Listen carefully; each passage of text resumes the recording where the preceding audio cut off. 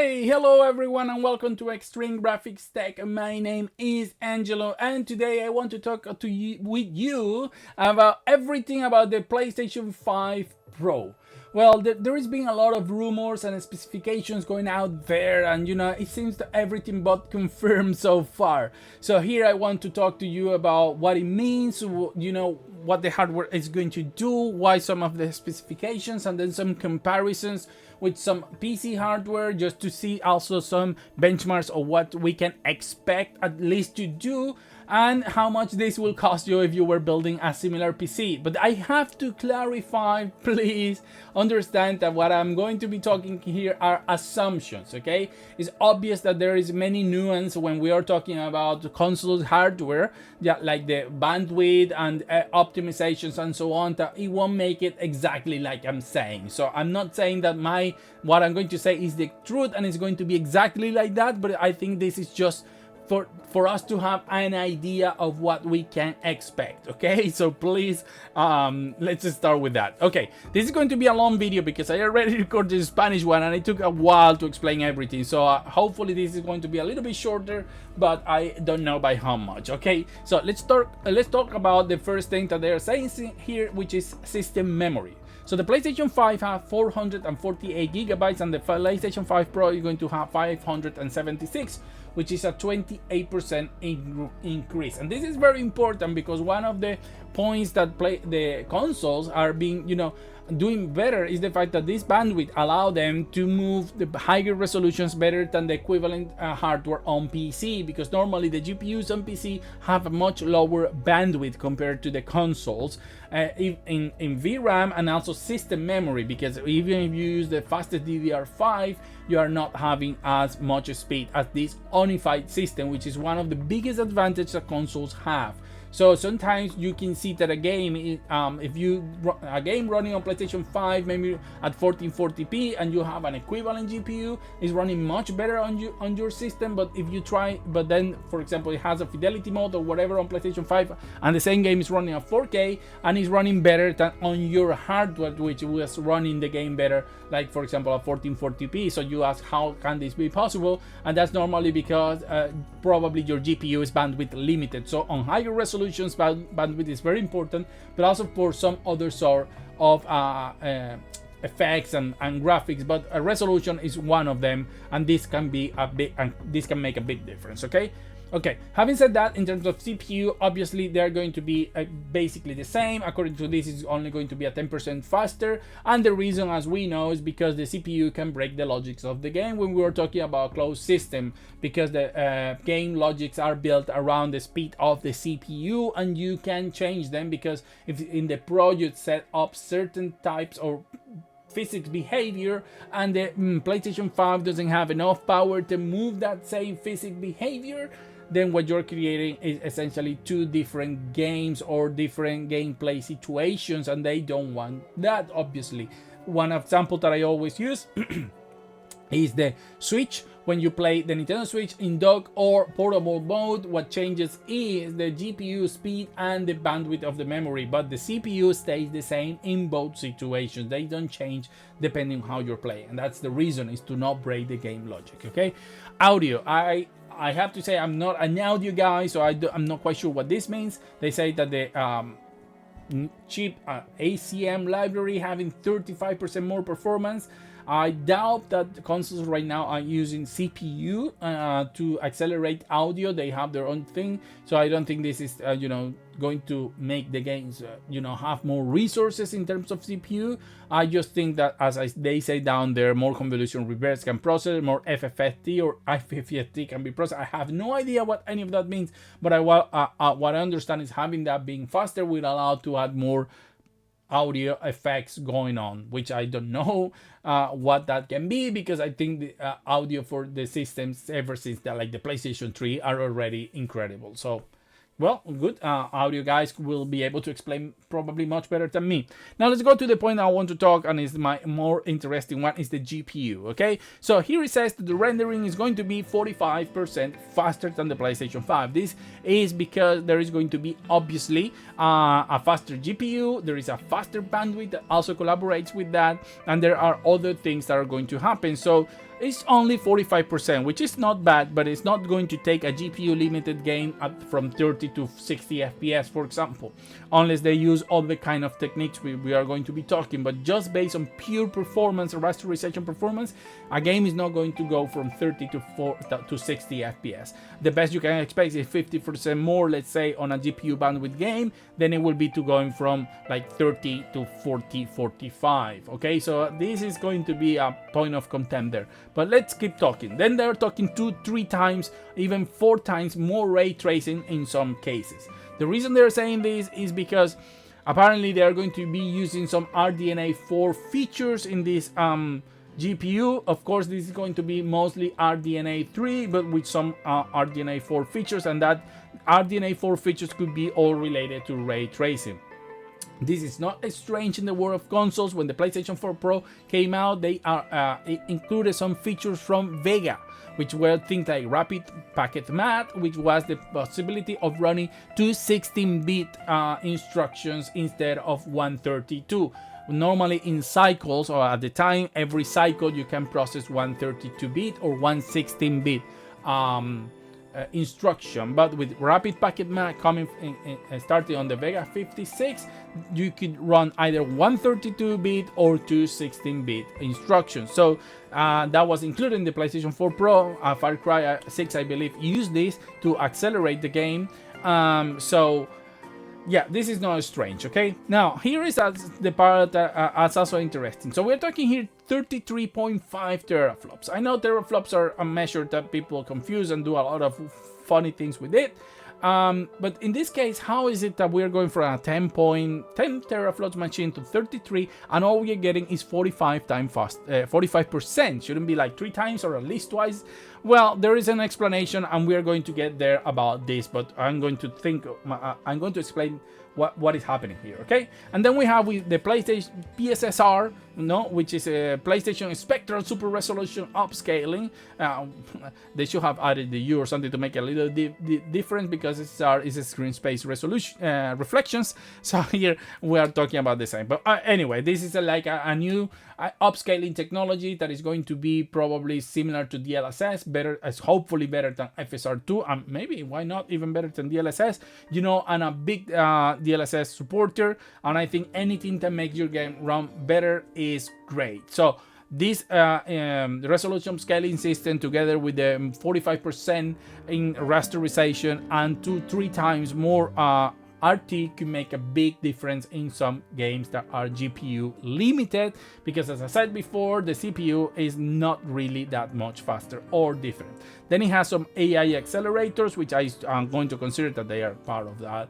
For the PlayStation Spectral Super Resolution scaling thingy, and maybe for other things they are there, but that's not the part we are interested in talking. So if we watch now, let's go here. And I want to talk about the AMD RX 7700 XT.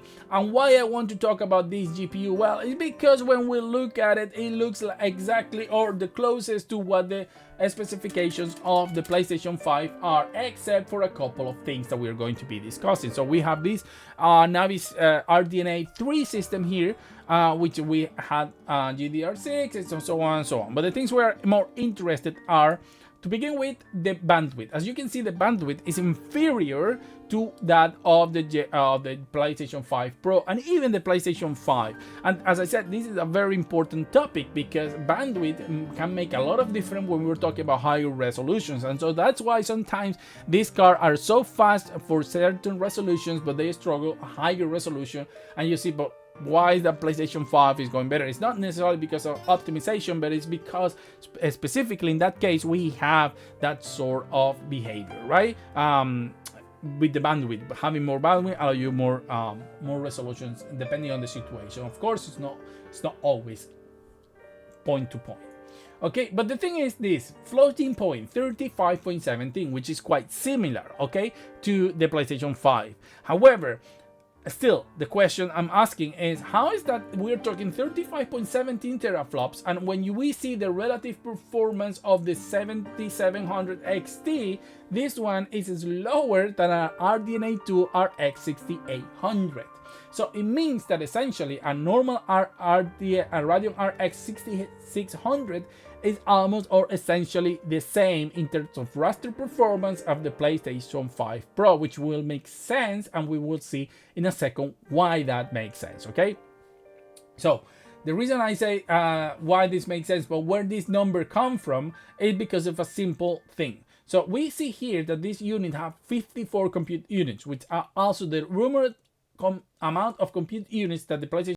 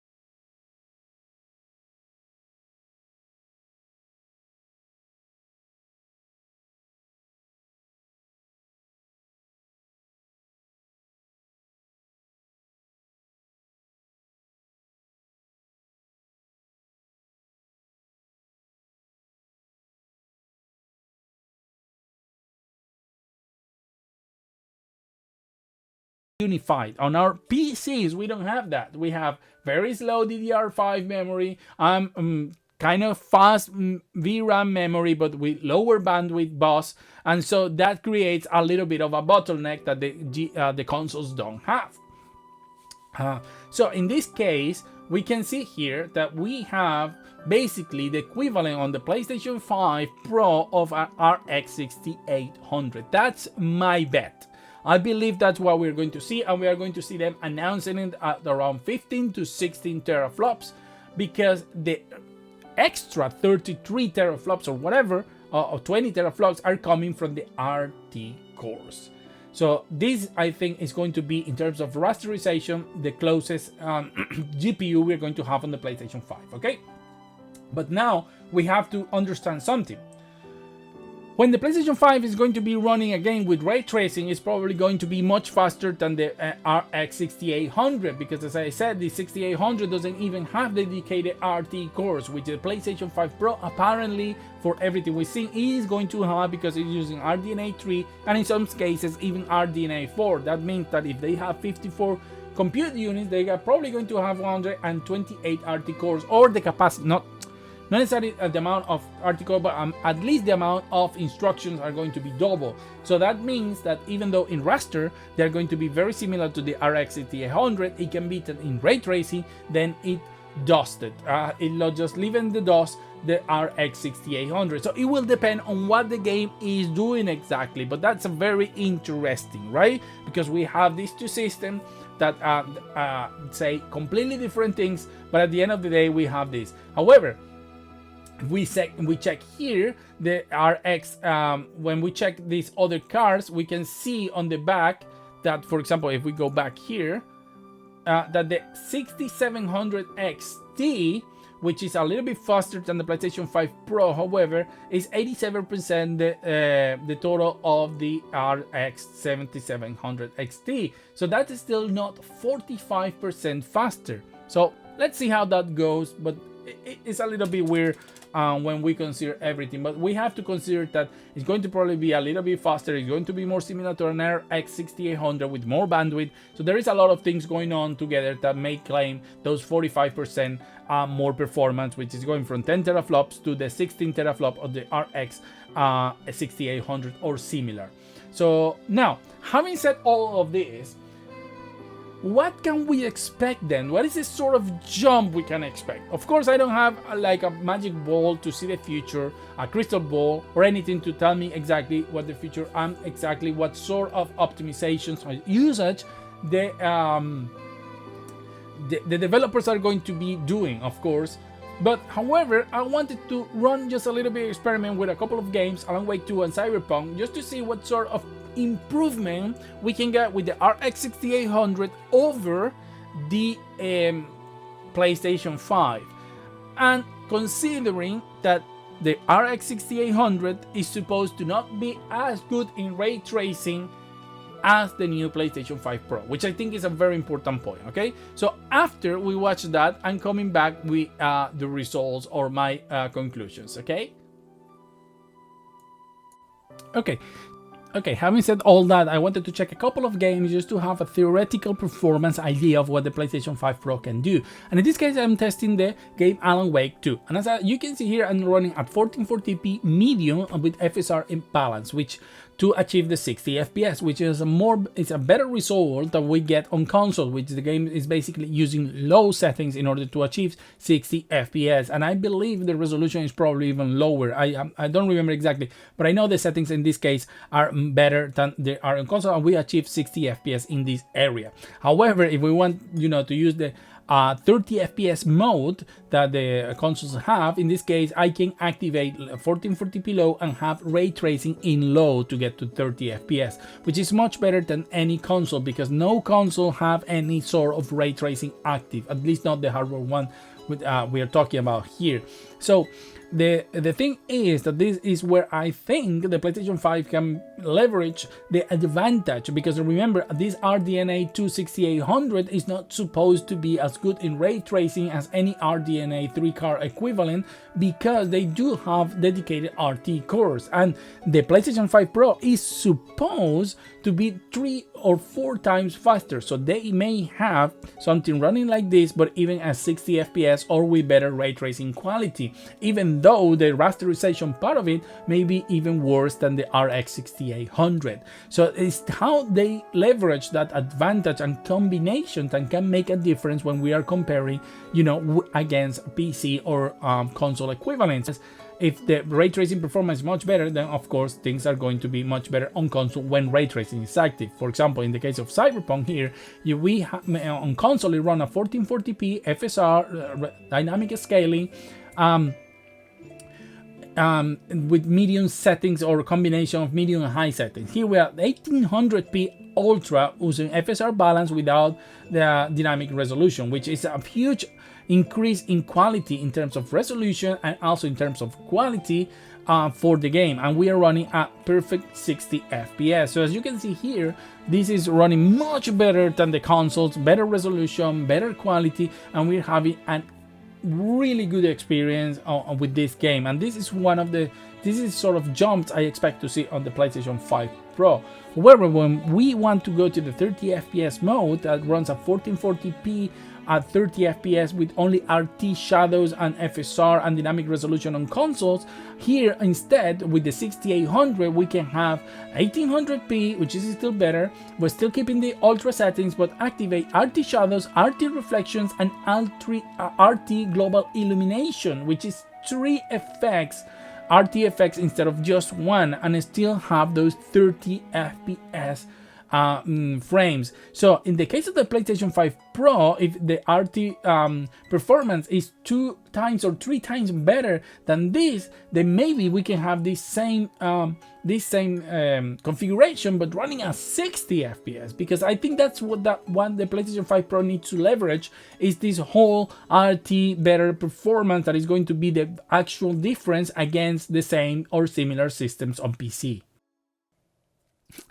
Okay, and for my conclusions, I want to close with this that you are seeing here, because people are already, speculating that the PlayStation 5 Pro is going to be the equivalent of like a $3,000 computer and so on. And, people go crazy about these things.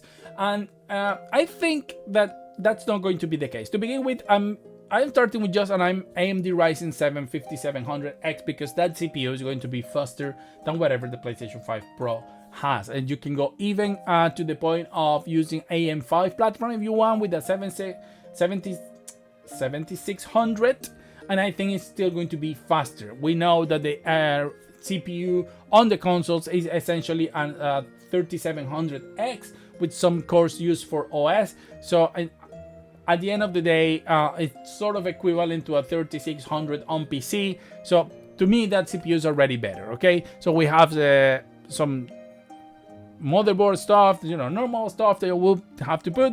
So 16 gigabytes of RAM, in this case 3600, which is one of the issues I was saying before, that is the bandwidth of the memory. As I said, you can go to the AM5 platform and have more bandwidth, but still you're not going to be close to the bandwidth of a console.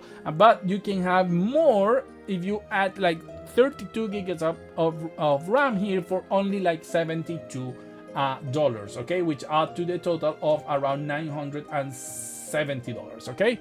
1 terabyte of SSD, NVMe here, just normal, and this is the GPU I have chosen for the moment, which is an RX 7700 XT with 12 gigabytes of VRAM, which is more than enough, because remember we have a limitation on the consoles of around 12.5, 30.5 for everything, so they have to use some systems of memory, so this should be more than enough in terms of VRAM. However, we don't know if the PlayStation 5 Pro is going to bring more VRAM to more total RAM to the whole thing. However, having said that, you can see that we can have at this 7700 XT for $419, and all computer will bring to a total of around $934. If you want to go a little bit over, like be sure, you can buy instead an RX 7800 XT for around $150 more, I believe, $200 even. Let's say that the price of a PlayStation 5 Pro equivalent on PC is between $950 and $1,200, depending exactly on what end of the spectrum you want to be, just to be sure. Right now, as I said, we are making assumptions here, but I don't think that you will need more than $1,200 to have the equivalent. And we don't know what's going to happen by November. I don't know if Nvidia or AMD are going to release more GPUs, newer models. So far we are using what we have now, and we are trying to make assumptions about how much it costs, and we're talking about $1,200, which I don't think is that much, to be honest with you, all things considered. So this makes to go to the next question. So how much should a PlayStation 5 Pro cost? From my point of view, the PlayStation 5 Pro cost should be under $700. I think anything under $700 is very good value, because we are having a difference that can go from $250 to $450 of difference. That's huge, because the problem, I think, and the reason the PlayStation 5 Pro exists is not because people are saying, well, it's competing against Xbox. Actually, I think it's competing against the PC, because the problem right now is that while it's true you cannot get an equivalent PC for $500 that is equal to the PlayStation 5, you can get it for $700, which is only $200 more, and you're going to do a lot more with that PC, and you're going to have a lot more freedom of what you can do, because games that are limited to 30 FPS on PC, even on console, even on a $700 PC, you can select like lower resolution, lower settings, and have the game running at 60, for example. At the end of the day, you have the freedom on PC to select exactly what you want to happen with your games. So if you're going to buy a console for $500, in many places, $200 are not that much more, okay, just to go for a PC that is going to give you better performance or equal performance, but more freedom, better prices, and so on in terms of game than a console. So what's happening here is that evidently PlayStation is trying to compete with the PC market, okay? Because right now you can have a $700 PC, or if you have a $1,000 PC, you're already having much better performance than a PlayStation 5, like a lot better. So with the PlayStation 5 Pro, if they price it right, a lot of people will say, well, now I'm saving more than $200 and having a lot more performance, because as I said, $700 will mean that you are at least $250 equal on PC. But I am inclined to think that maybe it's $450 because it's going up because of little difference, as I said, that the optimizations and bandwidth and other things are going to make on the console that will make the approach to a PC probably around $1,100 to $1,200, and that's a big saving there, because we're talking $350 to $450 that you're going to be saving. So that's very important, and that's where I think is competing, because one thing is $200 difference and another thing is $450 difference, and that's where things are going to be making a huge. So that's why I think the PlayStation 5 Pro is not here to compete with Xbox, but it's here to compete with the PC. And that's the whole point, because as I said, you may go to put 32 gigabytes of RAM and put an RX 7800 XT, and then you will be much closer to that amount. And remember, even with all of that, the optimizations on console and the fact that this is supposed to have 3 or 4 times more ray tracing can mean that a game can still look better on the PlayStation 5 Pro and sort of similar equivalent PC when we're using AMD, because the story with Nvidia is completely different, but it's also going to be more expensive, because the equivalent you have to go for like 4870 Ti or something like that in terms of ray tracing performance, okay, no rasterization. So that's a very tricky situation. However, I hope that this video gives you an idea of where things are going, or where I think they're going, what the prices are, what you can expect from the PC market in terms of performance and price, because people go crazy and start saying, oh, it's 3,000, you need to spend on this on so much, and poor PC or so on. The idea here is to have a better understanding on where we're going and what I think is going to happen. So I hope this video, as long as it was informative enough for you, and that you are happy with the information you receive. And if you are, please subscribe, like the video, and share it with everyone. Thank you very much, and see you on the next one.